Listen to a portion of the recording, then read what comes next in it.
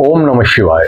हर हर महादेव। श्रावण का महीना चल रहा है और आप सबको श्रावण मास की पुनः अनेकों शुभकामनाएं। श्रावण मास का धार्मिक रूप से जहाँ महत्व है, वहीं आध्यात्मिक रूप से, भौतिक रूप से भी बड़ा महत्व। आज मैं आपसे जो बात करने जा रहा हूँ वो कांवड़ यात्रा पर बात करने जा रहा हूँ। और कांवड़ यात्रा पर बात करने से पहले कुछ झलकियां आप देखिए कि कैसी कैसी कांवड़ लोगों के द्वारा लाई जा रही है।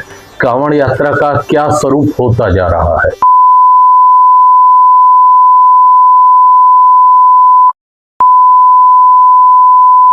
मित्रों, एक समय था जब सनातन के प्रति लोगों की आस्था और विश्वास अटूट थी, लेकिन जैसे जैसे विश्वास और आस्था आज भी अटूट है, लेकिन जैसे जैसे ग्लोबलाइजेशन हो रहा है, मीडिया में कई कई चीजें आ रही हैं, तो जहां धर्म प्रचारित तो हुआ है, वहीं इसमें कुसंगतियां और विसंगतियां भी बहुत घुस गई हैं।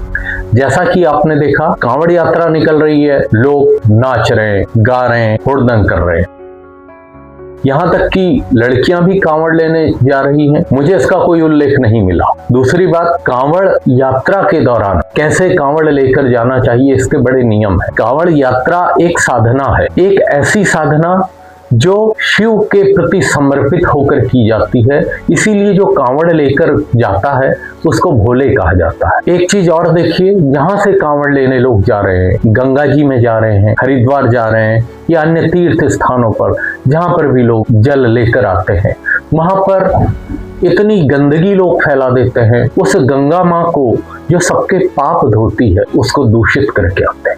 अभी कुछ वीडियो मैंने देखे और आप भी इन वीडियो को देखिएगा, जिसमें मैंने देखा कि गंगा के किनारे लोगों ने अपने वस्त्र, जूते, चप्पल, यहाँ तक कि बोतलों में यूरिन भरकर छोड़ दी। कैसे सनातनी है आप? शर्म नहीं आती आपको? कई लोग ये कहेंगे कि मैं ऐसी बात कर रहा हूँ लेकिन मजबूरी है। सनातन का मतलब हुड़दंग नहीं है, सनातन का मतलब विकास है। सनातन का मतलब मेरी उन्नति, आपकी उन्नति और सबकी उन्नति है। सनातन हमें मजबूत करता है, सनातन हमें जोड़ता है। लेकिन ये जो कांवड़ यात्रा के नाम पर हुड़दंग हो रही है, देखिए दूसरी कांवड़ कैसी निकल रही है, बहुत भयंकर डीजे लगा हुआ है। अभी जो फुटेज मैंने देखी, जो चीजें सुनने को आई, कांवड़ यात्रा के दौरान एक हार्ट पेशेंट की डेथ हो उस डीजे की आवाज सुनकर। वहीं दूसरी तरफ कांवड़ यात्रा निकल रही थी, डीजे बज रहा था, एक वहीं पर होम्योपैथिक स्टोर था, उसकी सारी बोतलें टूट गई। ये समझिए कि उसकी फ्रीक्वेंसी कितनी ज्यादा है। जब हम कोई कार्यक्रम करते हैं तो सरकार ने एक नियम बनाया हुआ है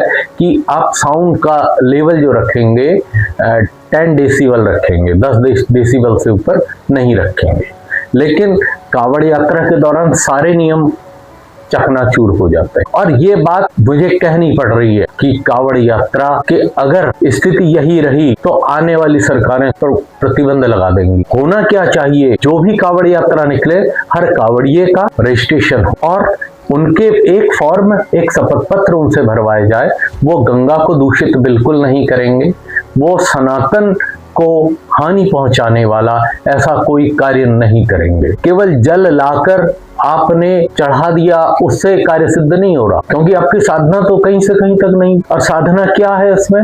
जब आप जल भरते हैं और जल लेकर अपने घर तक या जिस स्थान पर आपने जल चढ़ाना है वहां तक आते हैं और कांवड़ आपके कंधों पर रहती है, तो तब तक लगातार आपने शिव मंत्र का जप करना है। कितने भोले ऐसे हैं, कितने कांवड़िए ऐसे हैं जो शिव मंत्र का जप करते हैं? मुझे कोई नहीं दिखा। और शिव भोले हैं, शिव को भांग चढ़ती है, धतूरा चढ़ता है, बेलपत्र चढ़ता है, तो लोग एक काम और करते हैं, नसों का सेवन और करते हैं। भाई, शिव बनने के लिए बहुत त्याग और तपस्या चाहिए। शिव बनना इतना आसान नहीं है। आप दुनिया भर के व्यसनों में घिरे रहेंगे तो शिव क्या, शिव के पैरों की धूल भी आप नहीं बन सकते। और रही दूसरी बात, आप कहीं से जल लेकर कहीं चढ़ाए, उसे तब तक कोई कार्य सिद्ध नहीं होगा जब तक आप पवित्र मन से, पवित्र भाव से कोई कार्य नहीं करेंगे। और जितनी भी इस समय कांवड़ यात्रा निकल रही हैं, ये इन पर मैं क्वेश्चन मार्क लगाता हूं। और मेरा इस वीडियो के माध्यम से सरकार से भी आग्रह है कि कांवड़ यात्रा के कुछ नियम निर्धारित किए जाए। बहुत अच्छी बात है सरकार इनको सपोर्ट करती है, फूल बरसाती है, लेकिन कांवड़िया इसका गलत फायदा उठा रहे हैं।